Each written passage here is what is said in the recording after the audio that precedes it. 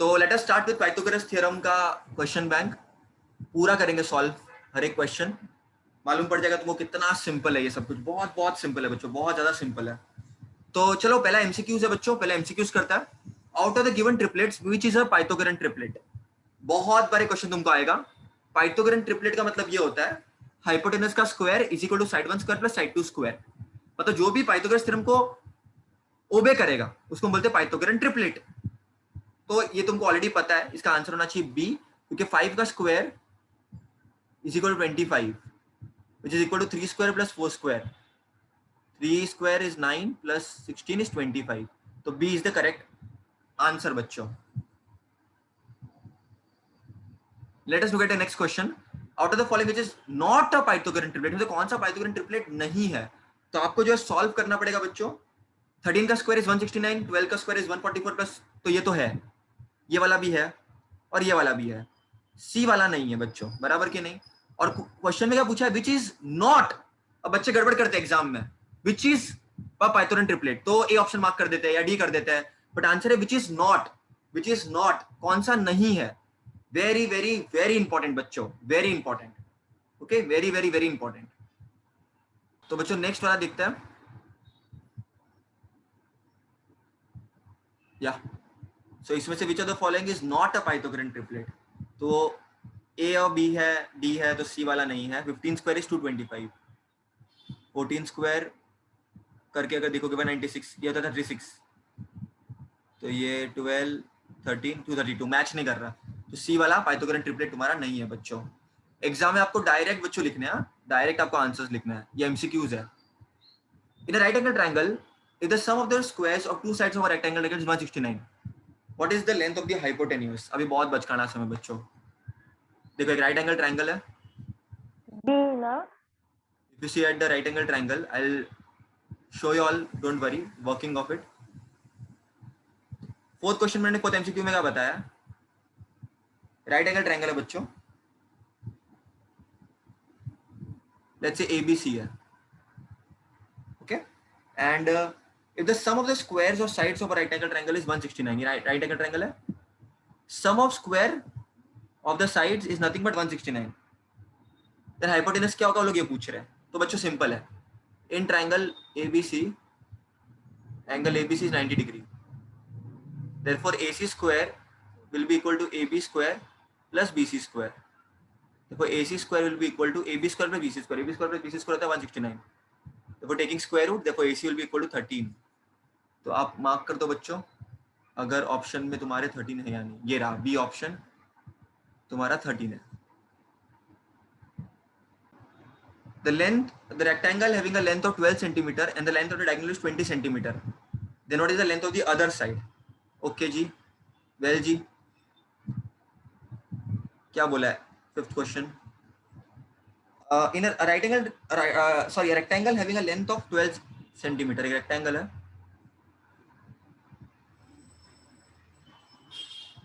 इसका जो लेंथ है बच्चों वो तुम्हारा 12 सेंटीमीटर है एंड डायगोनल दिया है 20 centimetre. Length of the other side क्या होगा। तो राइट रेक्टेंगल में हर एक एंगल 90 डिग्री होता है। तो in triangle ABC, angle ABC is 90 degree, देखो AC square will be equal to AB square plus BC square. ये एमसीक्यू से बच्चों, एग्जाम में आपको इतना एमसीक्यूज पे डिटेल में मत लिखना एग्जाम में, फटाफट पाइथागोरस थ्योरम अप्लाई करके फटाफट टाइम वेस्ट नहीं करना है अपने को, बट घाई भी नहीं करनी है, क्योंकि इस बार इस साल के लिए 15 मिनट एक्स्ट्रा भी अपने पास, तो उसका भी तुम लोग ध्यान रखना। तो 20 square will be equal to 12 square plus BC square. 20 square is 400, 12 square is 144 plus BC square. तो 400 minus 144 equal to BC square. 400 minus 144, okay. तो 56 आ जाएगा बच्चों। BC square will be equal to 256, तो BC हो जाएगा बच्चों 16, ओके। टेकिंग स्क्वायर रूट, तो फटाफट से आपको जो बच्चों आंसर मार्क करना है एकदम स्वैग में, ठीक है। आंसर 16 आ जाएगा तुम्हारा बच्चों, ऑप्शन डी 16। सिक्स क्वेश्चन देखेंगे बेटा। If the length of the diagonal of a square is √2, what is the length of the each side. बढ़िया जी,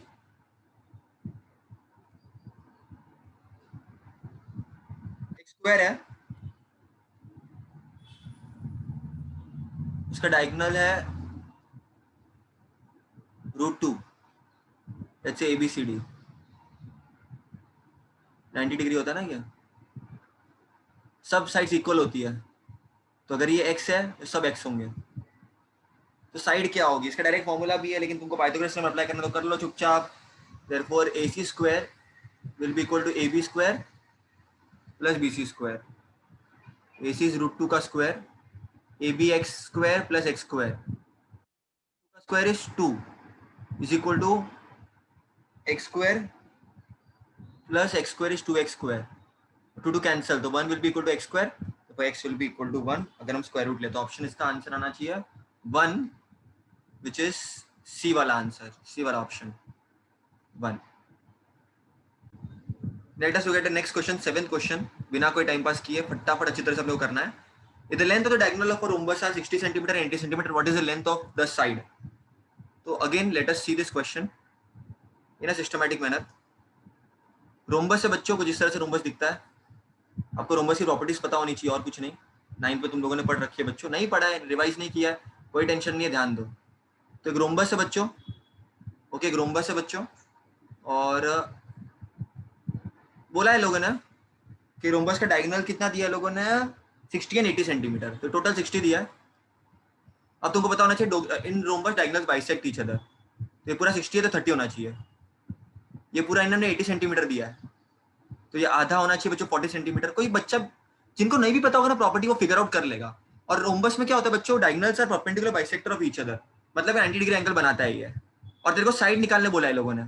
अब दिमाग लगाने का, एकदम सिस्टमेटिकली दिमाग लगाने का, कोई इसमें लॉजिक नहीं है, पाइथागोरस थ्योरम अप्लाई करना, चैप्टर ही वही है।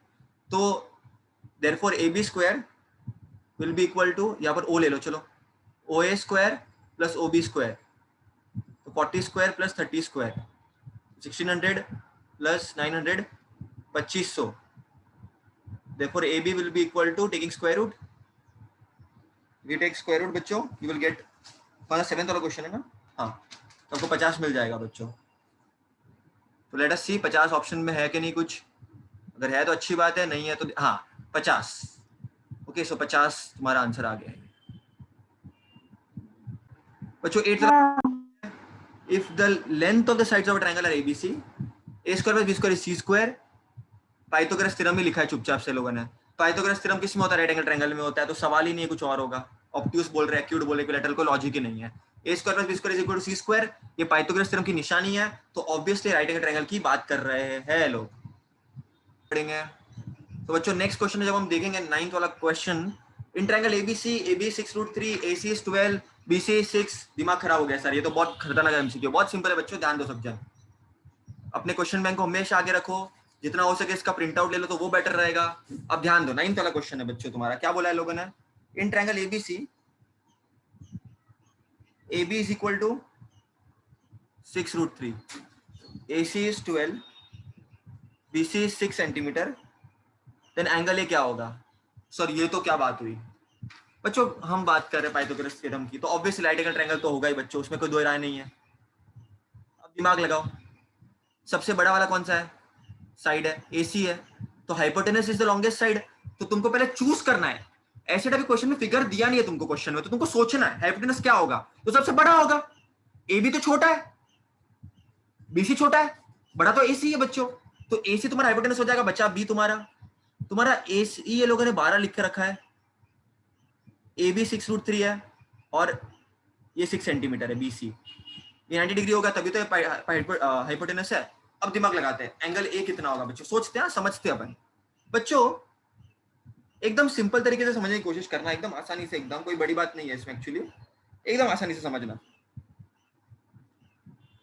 देखो ये मैंने ए लिख दिया, ये बी लिख दिया, सी लिख दिया, ठीक है। अब ए बी क्या है बच्चों, let's say what is BC, BC is nothing but half of, तो अगर क्वेश्चन मैंने सही लिखा है तो BC is half of AC, half of 12 which is 6, तो ये 6 तो है बच्चों। तो अगर कोई साइड हाफ है हाइपोटेनस की बच्चों, तो वो पर्टिकुलर एंगल क्या हो जाएगा, 30 डिग्री हो जाएगा। 30 डिग्री के सामने वाला जो साइड है that is half of hypotenuse, तो एंगल लेवल पे 30 डिग्री, बराबर के नहीं। तो ये अपने का आंसर बच्चों मिल गया। नेक्स्ट क्वेश्चन देखेंगे बच्चों अभी अपन। The diagonal of a square is 10√2, then इसका पेरीमीटर क्या होगा। वेरी गुड, वापस गधा मजूरी करो पूरी की पूरी। क्या बोला है 10th वाले क्वेश्चन में, diagonal of a square is 10√2। आपके पास साइड नहीं पूछा, क्या पेरीमीटर पूछा है। एक स्क्वायर है बच्चों 10√2, ये x हो जाएगा, ये x हो जाएगा। देखो A C square will be equal to same चीज, A B square plus B C square. ये एमसीक्यू है, इसके लिए मैं डायरेक्टली बता रहा हूँ तुमको। 10√2 square equal to x square plus x square, ये हो जाएगा 100 into 2 equal to 2x square, क्योंकि 10 का स्क्वायर इज 100 एंड √2 का square is 2 and x square plus x square is 2x square, और 2 और 2 कैंसिल हो जाएगा। तो 100 will be equal to x square, तो x will be equal to 10 if I take square root. तो ये 10 मिल गया बच्चों अपने को, तो एक साइड 10 है तो बाकी सभी 10 ही होगा ना बच्चों। तो पेरीमीटर हो जाएगा sum of all the sides, 10 plus 10 plus 10 plus 10 40. The perimeter of this particular square should be 40. Okay, so the answer is D option, 40 centimeter. 11th question, out of all the numbers from the given date, which are the following is a Pythagorean triplet. तो ये चीजें अभी तो रट्टा हो जानी चाहिए बच्चों। Pythagorean triplet क्या, बार बार ये लोग पूछ रहे हैं, बार बार, पता नहीं क्या मजा आता है इनको। तो ये A option ही होगा, 17 square is 15 square plus 8 square, that is the only Pythagorean triplet. That's it, MCQs के लिए इतना ही। MCQ में डायरेक्ट डिटेल में आपको करने की जरूरत नहीं है, फटाफट आपको जो बच्चों कोशिश करनी है पर हो जाए MCQs, पर गड़बड़ घाई नहीं करनी है, घाई करोगे तो मिस्टेक भी हो सकती है बच्चों।